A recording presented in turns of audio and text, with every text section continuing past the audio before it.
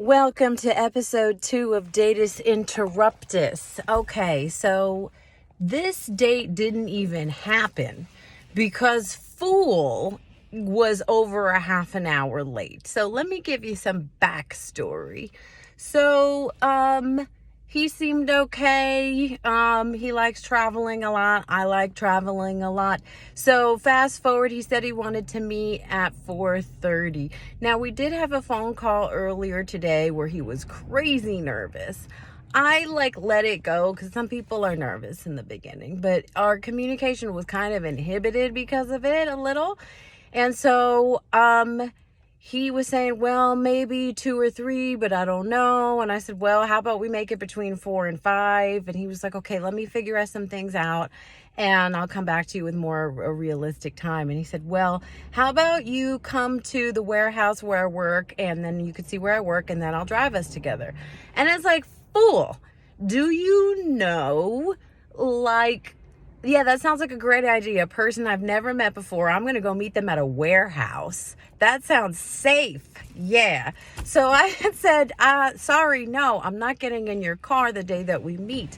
And I said, look, I was actually roofied when I was in New York in earlier this year in April. And everything turned out fine. I figured out what was going on as it was happening.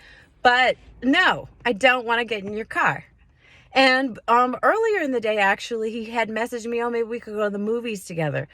Good idea to get to know someone at the movies. Yeah, that where we stare at a screen, not talking for 2 hours. That's a great way to get to know me for our first date. So, I just figured he was nervous, whatever. I should have known better. I should have known. So I leave at 4 to be there at 4:30. And while I'm in my car, he's messaging me, oh, I'm going to be there late. Now, this fool chose the place. This fool chose the time. I left to be there at 4:30. So, he says, oh, I'm going to be late. And I said, well, it looks like there's a ton of traffic. And he initially told me there wasn't going to be traffic going south. Lie detector said that was a lie. So there was a lot of traffic. So I still got there at 4:40, but parking was kind of a mess. So I walked up at 4:44 and I messaged him. He calls me. He's like, oh, I'm still not going to be there. I guess you beat me. Oh, can you hang on 1 second? And I'm just like, hang on 1 second. I'm standing outside the restaurant. Where are you? So I didn't say that. I was like, do you want me to just go in and get us a table? He's like, yeah, because I don't want you waiting outside. And I'm thinking, good, because I'm not going to wait outside for you. Like, what do you think? I'm not capable of going? And he's like, why don't you go in and order us a bottle of wine? And initially he told me this place was really known for wines. And it was a sports bar. And their wine menu was just like Cab, Chardonnay, Merlot, and that there weren't kinds. You just ordered that. And I was like, this place, it was, I'm not bougie, but don't tell me it's known for wines when it's clearly not.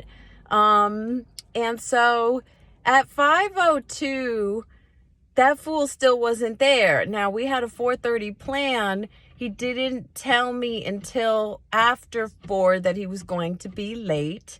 And I showed up late, but I was still earlier than him. And so I was just like, you know what? All signs are pointing to end this.